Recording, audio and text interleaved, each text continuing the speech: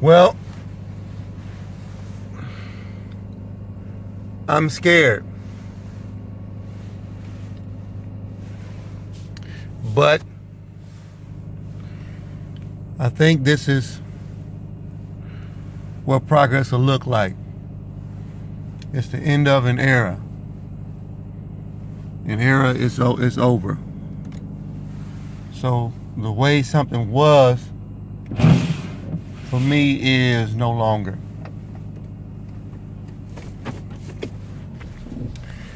And the weather right now for me is an indication, because it's freezing out here. And I no longer want to freeze. So to not be frozen means movement. Frostbite can set in somebody that's moving, but I want to move so that frostbite is not an option. But this is the end of an era for me. I accomplished something, and I am once again a champion. So to any of you young people, and that's all of y'all, that accomplish something and you receive a trophy for it, something tangible that you can put your finger on, congratulations. And don't worry about moving on if you can help it. But I understand that it's possible that you could be afraid.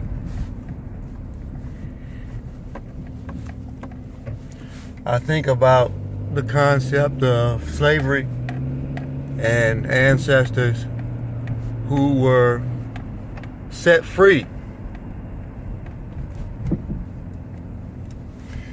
I think after being a slave for so long, and then you were set free. Now I know a lot of people don't talk about something like this, but I honestly could see how when you were set free, you could have been afraid. And it's not that you didn't believe in God. You did believe in God, but it's a metamorphosis, a change, a switch. You go from being told what to do all the time, shackled, held down, incarcerated, to now being free. Harriet Tubman, who is one of my favorite people, possibly may have been afraid also. But Harriet Tubman did what she had to do. It's documented that Harriet Tubman did plus more than, for the people who still know what math is, more than, so that's 19 plus, trips back and forth into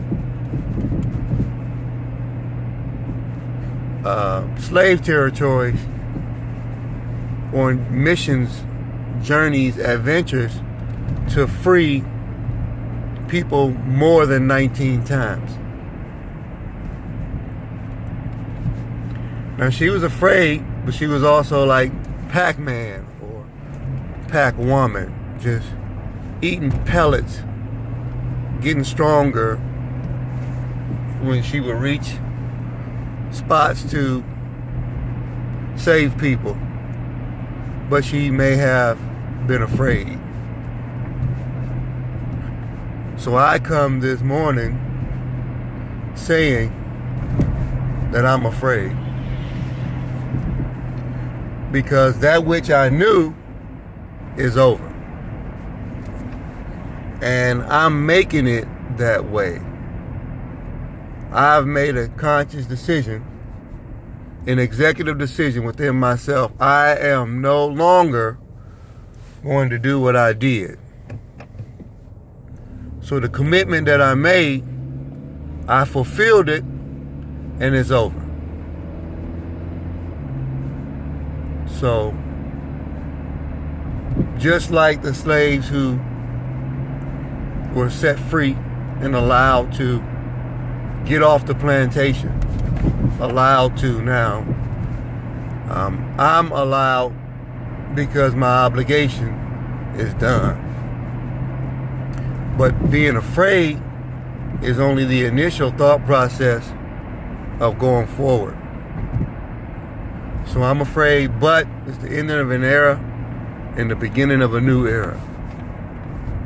When I graduated from high school at the turn of a new decade, right on the top of a new decade, what I consider the modern day era, the first word that came out of my mouth when I moved my tassel, when everybody else threw theirs up, I was at, what do they call it, the front row in Cleveland, Ohio. And I threw that tassel. First word that came out of my mouth was success. And I've had nothing but since. So this is a solo journey, it feels like. It feels like I'm by myself on the move. And it's almost like I can feel naysayers or critics and stuff just waiting for the flop. But I look at my own resume. Sometimes you can tell from your own history how the path or the course can go for your future.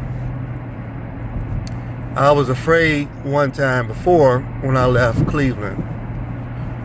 I went to Minnesota, which is a 17, 18 hour bus ride with two of my closest compadres, afraid, on a mission to become successful. I went, was a student athlete in a culture shock environment. I stayed focused. I accomplished what I accomplished as a student athlete playing in the secondary. My freshman season, I got 8 interceptions and won a state championship. My sophomore season, which is season 2 at a junior college, I got 8 interceptions and was acknowledged as all conference and selected by the other coaches in the division as the best cornerback in junior college. I received an associate's degree. Now, I was afraid on the 18-hour bus ride, not knowing what I was going to face. But as I stand as a witness today, telling the story, I was successful. I went to Bowling Green State University because I wanted to come back close to home. And I wanted to still extend my football career, but I didn't have an invite from Bowling Green State University. I had one at one point from the University of Wisconsin, and Barry Alvarez, who was the coach at that time, and I necessarily didn't ignore it, but I was afraid, so I chose to walk on at Bowling Green. Went to Bowling Green. I was successful. I did a lot of things. I learned a lot of things from Coach Gary Blackney, Paul Ferrara, who's a special teams coach, and Bob Ligashevsky was a special teams coach. Paul Ferrara was the defensive coordinator. I learned a lot of things from them. I actually was the head of multicultural affairs, had the lead role in the play Every Goodbye Ain't Gone, and I got my bachelor's degree. Success. I was afraid to go to Bowling Green State University. I was afraid. I was afraid. But I was afraid to go to Cincinnati. Got married. Got divorced. But I have 2 phenom children. 2. My daughter is academically excellent. Head and shoulders above anything that I can recall in my immediate and past future for myself. My son is outstanding also. 2 years her senior. And he is, with 1 more year of high school left, actually this week going to be inducted into the National Honor Society. I was afraid to go to Cincinnati. Now I have 2 powerful phenom children. Now my next step is to take another journey. I'm afraid. But if you listen to my track record, what I just explained, I've had nothing but success coming from the front row in graduation, turning my tassel, going to Minnesota, 18-hour trip on a bus with some boxes, successful. Going to Bowling Green State University, successful. Going to Cincinnati, Ohio, successful. Now this next journey, which is a question mark, well, actually even coming back to Cleveland, winning a state championship, everything like this, and winning a conference championship, successful. Now this next journey is going to follow along the same lines. Successful. But I'm afraid. So if you are afraid, continue to press forward. We're going to make it. We're going to keep going.